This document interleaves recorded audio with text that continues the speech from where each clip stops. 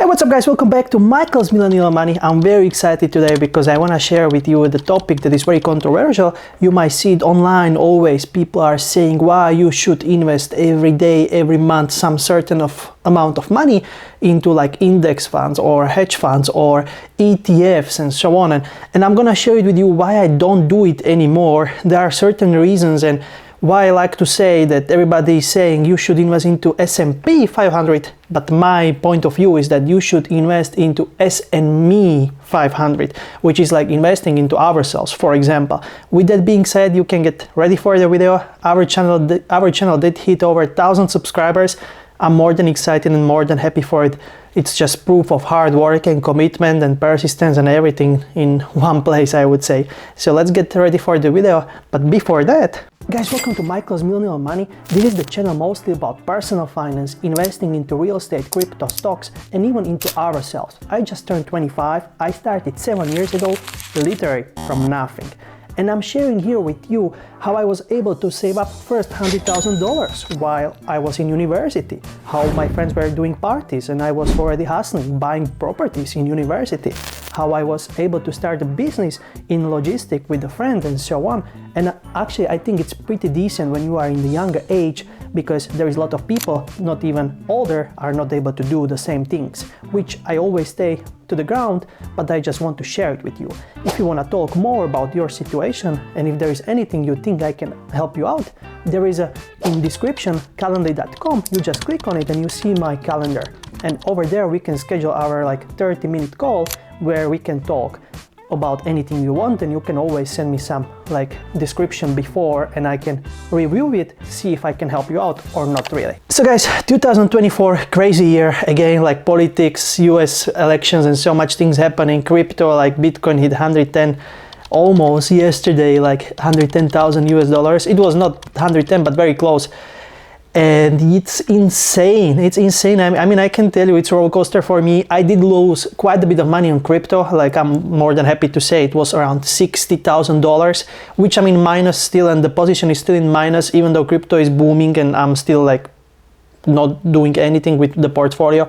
So I think it's like pretty much end of my portfolio, but still smile on my face. I guess I went through it. And it's actually pretty decent when you lose money, which is a lot of money to you, whether it's $1,000 or 500 or something crazy like I did. Then nothing make you crazy during the day. When I have I had one van in next town, like 60-70 kilometers. It broke down totally. My mistake, clutch broke down.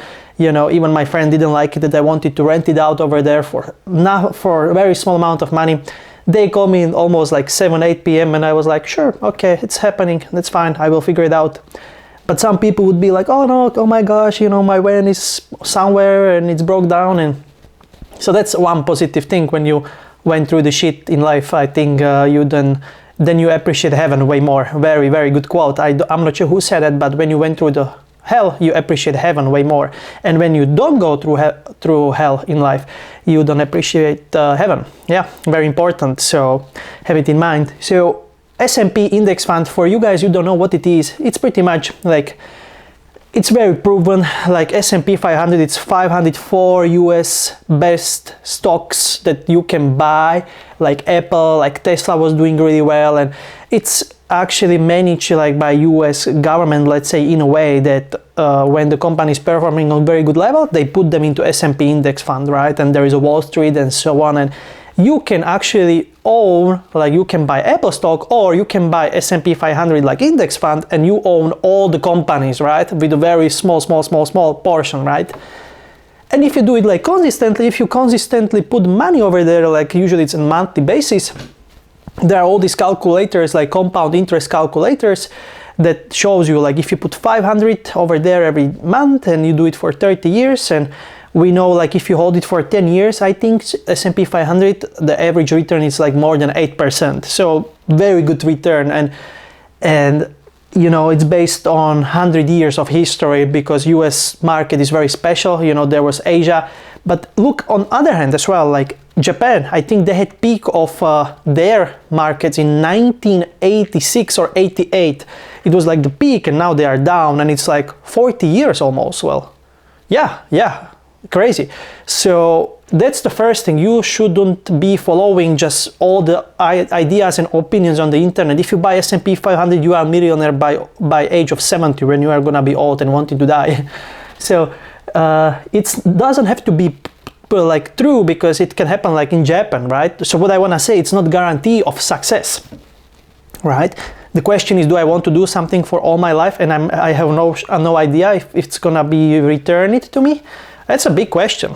But the real reason why I don't do it, because I was so good with S&P. Like when I was younger, man, I was making $300-500 that I had saved every month. So I was making a bit more. So I saved $500. I was putting them into S&P. Very good decision, because at the end of the day, it ended up very good saving account for me. I was compounding money there, right? And of course, if I would still leave the money there, so it would be way better. But what I want to say, I just don't have money for it right now. I invest into business, I invest over there, I need to pay guy, I need to remodel the apartment, I need to pay the gas, I need to pay the rent. I don't have money. That's the problem. You know, of course I can find $100 somewhere to do it. But I want to have, like, if I have a certain income, let's say I would have 10 grand coming every month, maybe I would, but I don't. And now it's at the point that I am break even every month, maybe sometimes even a minus.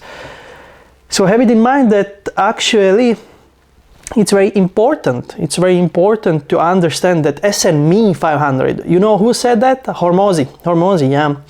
And it's important. And it's big eye-opener for me, because I was, you know, so many friends that like do index funds and so on. Do you want to do something for rest of your life that everybody's saying you are gonna be rich when you're gonna be 70 years old?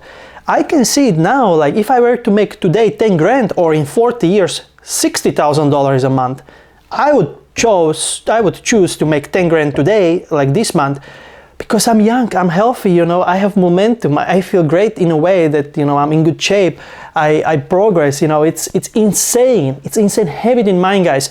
If you can make a decision, work on all the things right now within 5 years, what I can have within 10 years, 15 years, but not like 30, 35.